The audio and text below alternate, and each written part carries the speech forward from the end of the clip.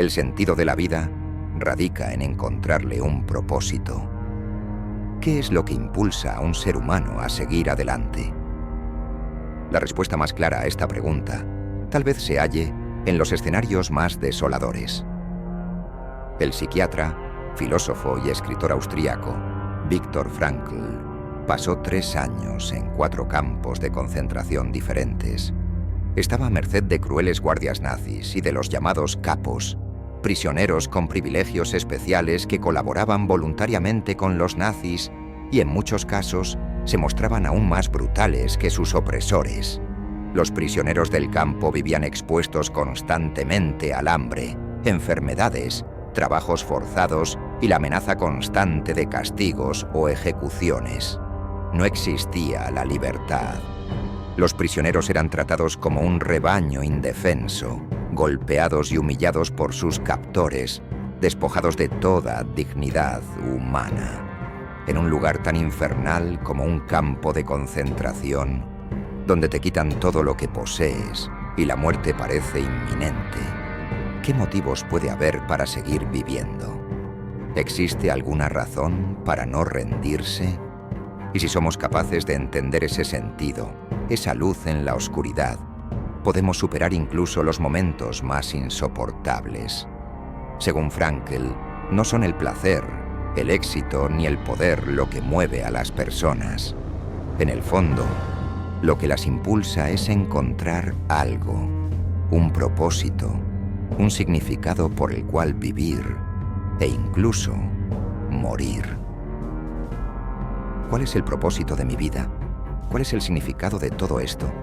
Estas preguntas resuenan en la condición social actual, predominantemente en el mundo occidental, en el que nuestras vidas parecen girar en torno a trabajar en un trabajo sin sentido para ganar dinero, para comprar cosas, como un medio para amortiguar nuestra sensación de falta de sentido. Durante tiempos de globalización, secularización y relativa paz, es menos probable que encontremos significado al ser parte de una tribu, comunidad religiosa o defender nuestros países y seres queridos contra enemigos vecinos. Y antes de que nos demos cuenta, el nihilismo se instala y comenzamos a preguntarnos cuál es el punto. ¿Por qué seguir adelante? No podemos comparar las circunstancias del occidental moderno con las de quienes vivieron en los campos de concentración durante la Segunda Guerra Mundial. Cuando estamos atrapados en lo que Viktor Frankl llamó el vacío existencial, lo que nos espera es la desesperación.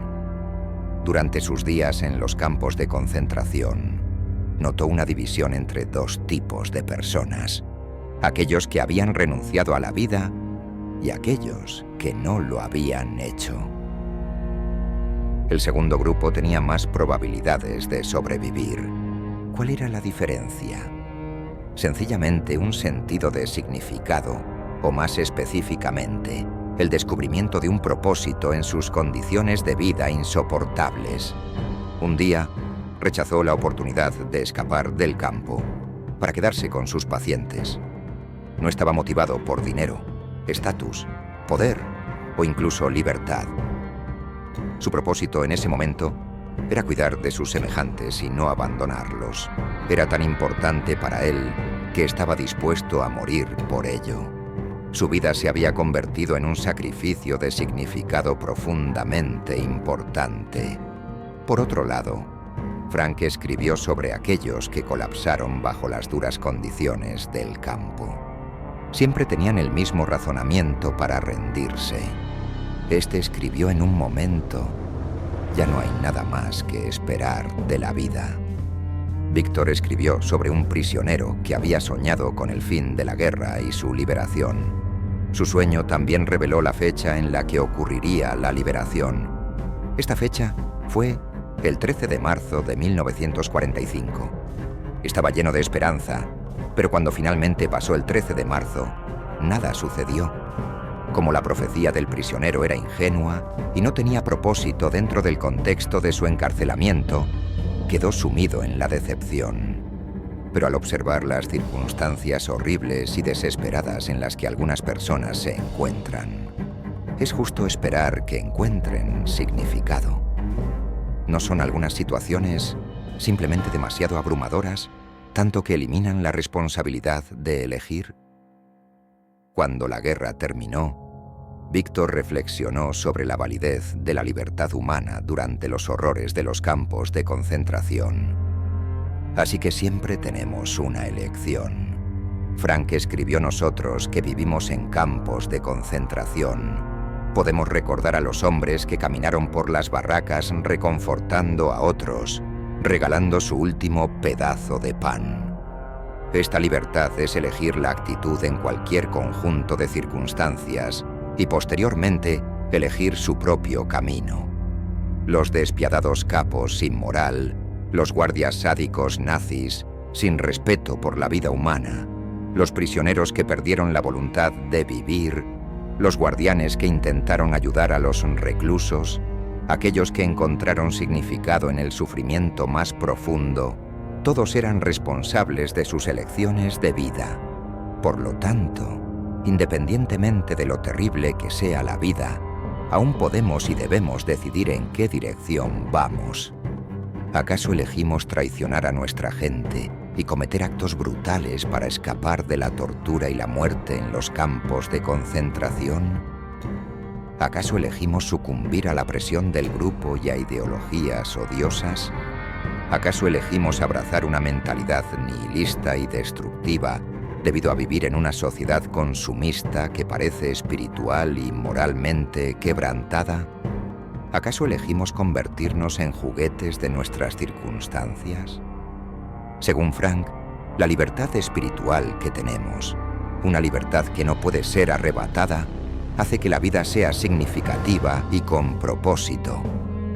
Víctor escribió en su La manera en que un hombre acepta su destino y todo el sufrimiento que conlleva, la manera en que toma su cruz, le brinda amplias oportunidades, incluso en las circunstancias más difíciles, para agregar un significado más profundo a su vida.